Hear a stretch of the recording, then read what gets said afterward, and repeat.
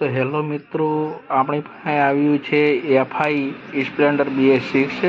તેને check engine light ચાલુ રહે છે, તો તેને તમે જોઈ શકો છો. ચલણ ચાલુ જ રહેશે, બાઇક ચાલુ છે. તો આપણે તેને ઓબીડી સ્કેનર મશીનથી બંધ કરી દઈશું. કેવી રીતે બંધ કરવી અને શું પ્રોબ્લેમ છે એ તમે જોઈ શકો છો. આપણે આ મશીન લગાવી દીધું છે. મશીનની અંદર આપણે મારીશું, શું પ્રોબ્લેમ છે તે જાણીશું. તમે જોઈ શકો છો વિડીયોની અંદર એન્જિન ઓઇલ ટેમ્પરેચર સેન્સર બતાવે છે. તેને આપણે ક્લિયર કોડ કરી દઈશું.